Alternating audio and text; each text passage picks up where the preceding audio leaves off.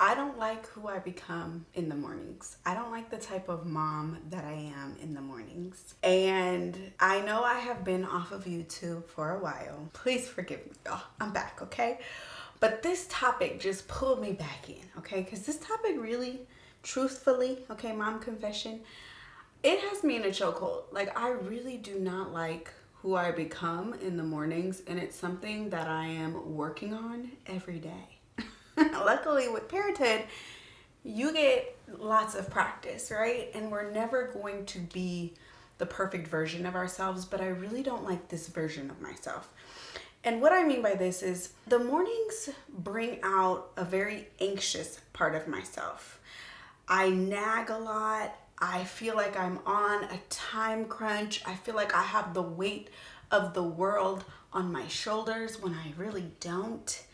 But it's something about knowing we have a deadline, we have certain tasks to get done. I have multiple kids flying around the house, and it just feels like a lot. It's a lot of overwhelm, and I don't like the part of myself that comes out in the morning, and we call her Nagging Nancy. Shout out to all the Nancys out there. But I had to give her a name because I'm like, this is not me. This is not Jasmine. This is Nagging Nancy. This is the type of person. I mean, I become a nagging Nancy. And what I mean by that is that I repeat myself over and over and over again. I get very angry or like, what's the word? Impatient. I can be very impatient. Like, okay, come on. Did you do this? Did you do that? Come on, hurry up. You know better. We do this every morning. You know, rattling off, just rattling off things, not thinking, okay? It's not the wise part of my brain, right? And it's not present. It's not anchored. It's very much scattered, okay? It's giving very much anxious mind, and I love to give her a name. This is actually a thinking trick that I try to teach my kids about, is being able to externalize this version of yourself so that one, it doesn't become like part of your identity. Like, oh, I'm just an anxious mom. Oh, I'm just, a nagger. But then also when we give it a name, we can kind of look at it in a different way. We can kind of look at it objectively, like we're holding up a mirror to it, and we can see it for what it is. And I like to sit down with this part of myself and say, girl, Nagging Nancy, what do you need? What's going on? And when I stop and think about it, this part of myself is based in a lot of fear. And fear that if I don't consistently nag and stay on top of my kids, everything is going to fall apart. And that is where the overwhelm and the anxiety comes from. But I've had to fundamentally realize that my nagging doesn't make mornings go by any smoother. It actually just makes them louder and more chaotic. Like, it's not helpful.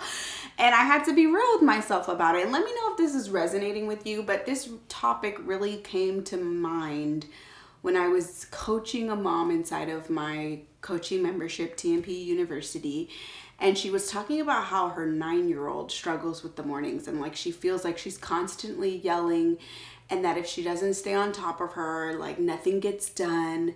And that's when it hit me, because I'm like, girl, I can relate. And what I was helping her realize is that, and really myself too, is that the reason why our children are not taking more ownership over the morning routine is because they don't have that internal motivation. They're really relying on us for motivation, right? External motivation.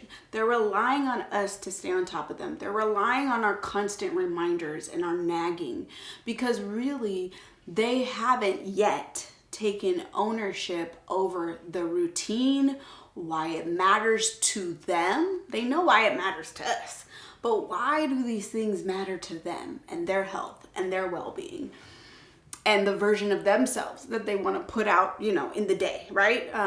At school or wherever they're going into the world, right? They haven't taken ownership of that part yet.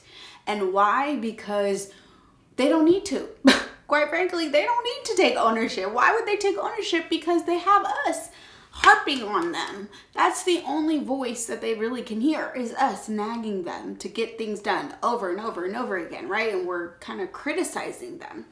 And it brings this very rushed, hurried energy to the forefront, so they can't step back and listen to themselves.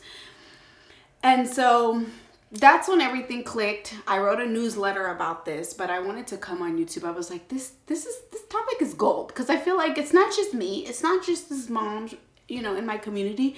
I feel like a lot of us can relate to becoming naggers. Maybe it's not the morning, but whenever we feel stressed, right? Stress brings out that nagging energy, that nagging Nancy. I want to talk about the repercussions, not just for ourselves and how we feel as parents, but in this episode, the repercussions on our child's internal motivation and why this matters to getting things done, the morning routine, really, and why this works against us, really. So here's what I want you to remember, is that kids resist routines that they have not yet taken ownership over. They don't feel a sense of, this is mine, this is why it matters to me. And so if we zoom out, this is not about raising an obedient child. It's about raising a responsible child, and a child who is internally motivated, right, by their own voice. They don't have to rely on us. And of course, if we have toddlers and preschoolers, it's a little bit different. But what I will say is, it doesn't mean that we don't want to start building this muscle in those early years, especially when toddlers are all coming into their independence, right, and their own sense of self. But as your child gets older, it becomes more and more important that they feel ownership over their routines, because this is all about them, right? The morning routine, whether it's dressing themselves, brushing their teeth, eating breakfast, grabbing their backpack, whatever it is, the common denominator is them, right? This is for them. They should have ownership over it. And this comes from an internal motivation that is built through trust, right? They trust that we have their best interest in mind, and we have created as parents a trusting relationship, and that transfers to them trusting themselves. So it comes from trust, collaboration, right? That this is a collaborative effort. This is not me being your dictator and telling you what you have to do. This is a collaboration. This is teamwork at its finest. So trust, collaboration, and natural consequences. This is often the hardest one for us parents, is allowing nature to take over and allowing nature to teach our children often better than we can, right? It's allowing our child to experience the natural consequence of their actions.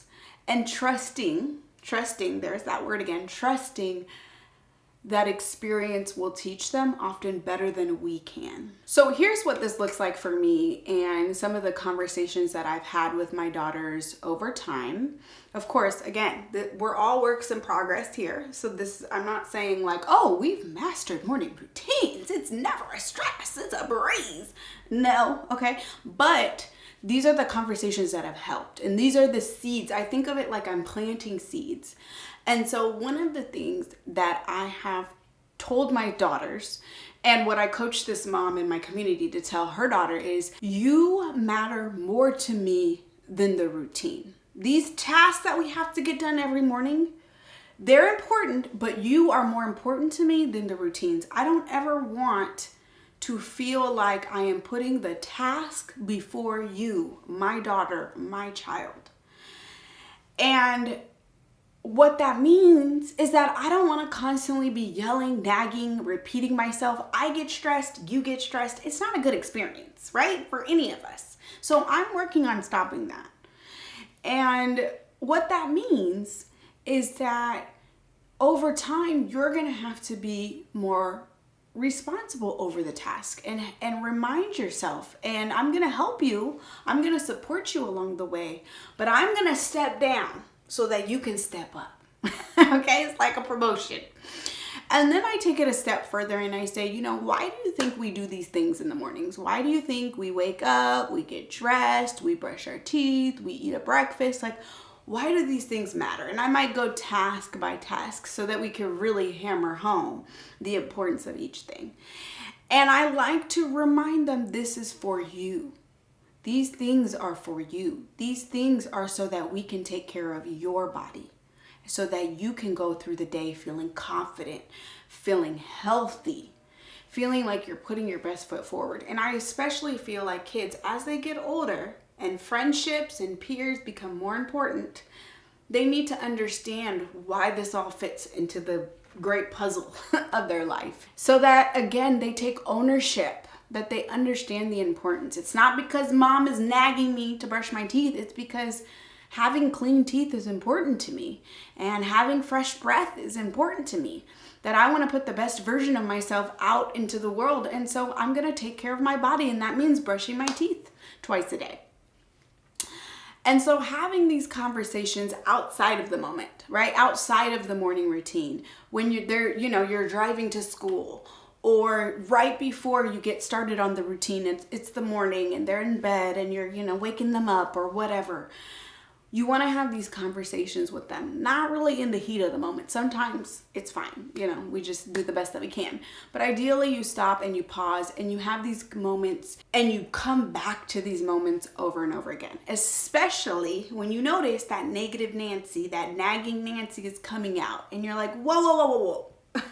You matter more to me than the routine. That means I'm stepping back so that you can come up to the forefront, so that you can hear that voice inside of yourself. And what I want you to remember is that those types of questions, right? Why do we do these things? Why are they important? What does it have to do with you and your health?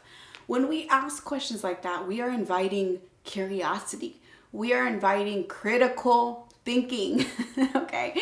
And I don't know about you, but I am really focused on raising critical thinkers. Children who can think for themselves. They don't blindly obey authority. They don't blindly obey me. They don't blindly obey their teachers. They don't blindly obey a stranger on the street. They can think for themselves. I feel like that is the most important life skill, okay? Especially in this day and age, is to be able to think for yourself and to think critically about the messages that you are receiving. This is going to have great implications about when they go to interact with their peers and life in general, right? Significant others, all of that good stuff. And so I make sure to ask questions that spark their own thinking, and to help them understand the why behind the task. And I think it's so easy as parents because we understand the world and we understand it from our adult perspective, that it can be easy to feel like, duh, girl, we do this every day. You should know this by now. But we have to slow down, remind ourselves that our kids don't think how we think. They don't see the world how we see the world. And what's obvious to us is not obvious to them all the time.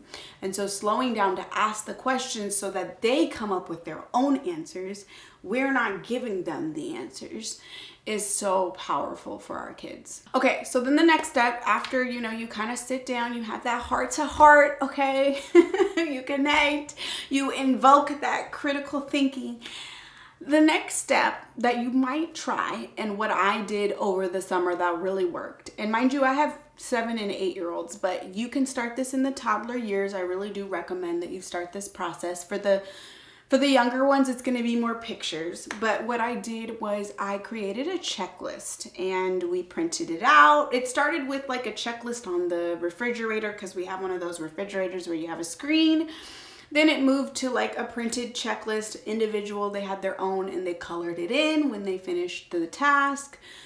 Now with time, over time, you might not need the checklist. They can kind of just remember, but it's really helpful in the beginning.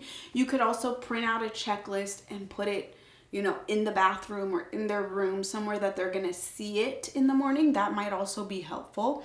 But you want to actually create the checklist with them.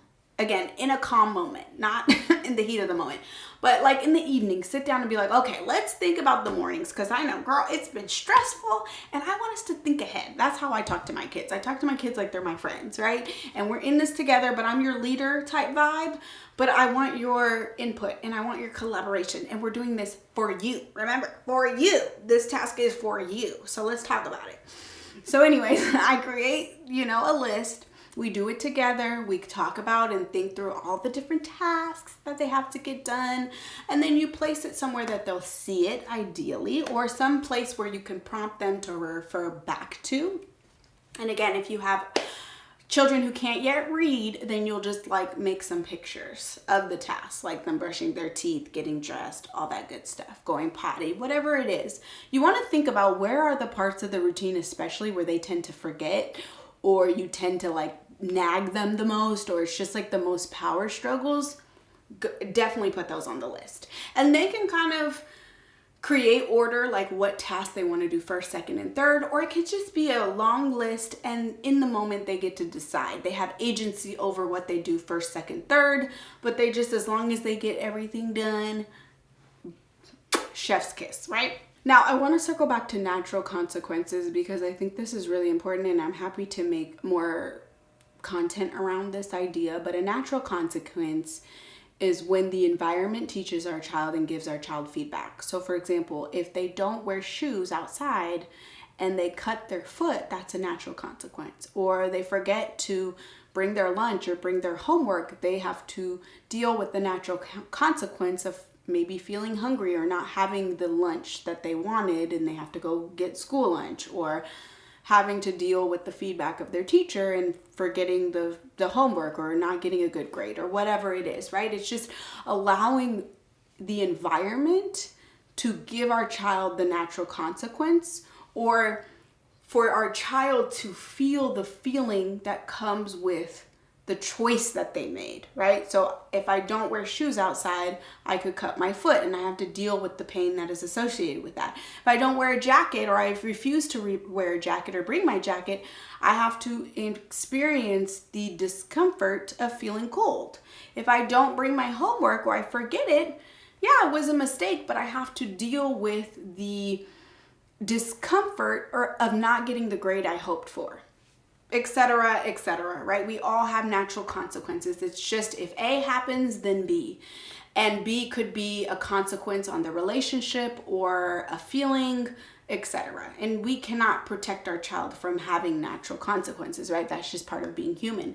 But it's about being intentional and helping our child understand natural consequences in a non-punitive way. It's just like, hey, bud, like if you make this choice, this was what could happen. So this is kind of going back to the why, And let's say it's brushing their teeth. They're 9 years old and they refuse to brush their teeth. Well, guess what? As your parent, I'm not going to buy you juice, dessert, snacks, crackers, anything that could, really stick to your teeth, because that makes you more vulnerable to cavities. That's a consequence, right? The natural consequence would be getting a cavity. But I know parents are like, and I agree, like we shouldn't just let our child's health suffer, but we do want to implement a consequence and change the environment based on our child's behavior, if that makes sense. And if you do this in a way that doesn't feel punitive, it doesn't feel mean-spirited, but also is just matter of fact, it could really go a long way in teaching our child, right? Because they're going to miss all of the goodies that they have come to love and come to get used to. So that's just one example. Yeah, I will say, the younger your child is, the more they will need us to stay on top of them, especially when it comes to like hygiene, things like that. But if you have a 7, 8, 9, 10 and above year old, you really need to take a step back and think about, how can I let the natural consequence work better than me? right? And again, this is not about being punitive or like, whatever, okay, fine. You know, it's about just being like, what I'm doing is not working. Let me try a different way to do this. So yes, this is much slower than yelling, and this is much more intentional than nagging. And we're still going to find ourselves nagging when we are stressed, when we feel overwhelmed, when we feel resentful, when we feel like we have too much on our plate, or we're trying to get used to a new kind of routine. We're gonna resort to that part of ourselves that we don't really like, and that's okay. The most important thing is noticing when we slip back into old habits and then recommitting. Hey, this is not the version that I want to put out into the world and into my home. And this is why I understand that this actually has negative repercussions to my child and their development. And my overall goal is to raise a child who is more internally motivated and can trust themselves and understands why they do the things that they do and can critically think for themselves, right? Like, if we zoom out, and that's what we constantly have to do as parents, is like, okay, what is my larger goal here? And am I making the choices that bring me closer to that? I already know nagging and yelling doesn't work.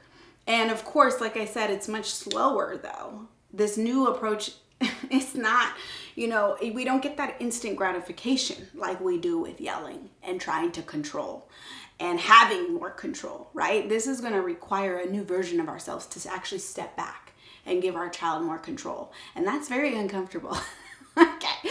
Especially when we're anxious and we're in a time crunch, okay? So I hope that this kind of gave you some new ideas. And I just want you to know I am in this with you 100%. And I am rooting for you. Let me know in the comments, you know, what you think about routines and morning routines specifically. And I want you to also know, before I wrap up, I have a free parenting script pack where I give you scripts for difficult moments like defiance or meltdowns or bedtime routines. I give you specific scripts that I use as a parent that might help you. So if you want to check it out, you can go to themomspsychologist.com/script-pack. I'll have the links in the description and in the show notes for you. But that is, again, free, and it just gives you a bunch of scripts, a bunch of things you can try out in the moment where you feel more intentional, respectful, and more confident. So if you decide to try it out, download it and try a script, let me know how it goes. I always love to hear how the scripts are doing in the wild. And yeah, I think I want to end on this note that you don't have to be a perfect parent. Of course, none of us are perfect. None of our routines go perfectly. This is not about having this peaceful Zen morning. Like, that's really unrealistic. And I never want you to feel like, you know, that's the goal. Because that's not what the goal is, at least not around here. It's not perfection. It's more about being willing to grow and try new things. And so yeah, I hope that this episode was helpful for you. So if you made it to the end of this video, I want to start like ending with a mantra to kind of wrap everything up in something that you can take with you for the week. So the mantra for today's episode is, I don't need to be perfect. All I need to do is stay connected. I don't need to be perfect. I just need to stay connected. So if you made it to the end of this video, comment that mantra, that intention. And yeah, I will see you guys real soon in another episode. Bye.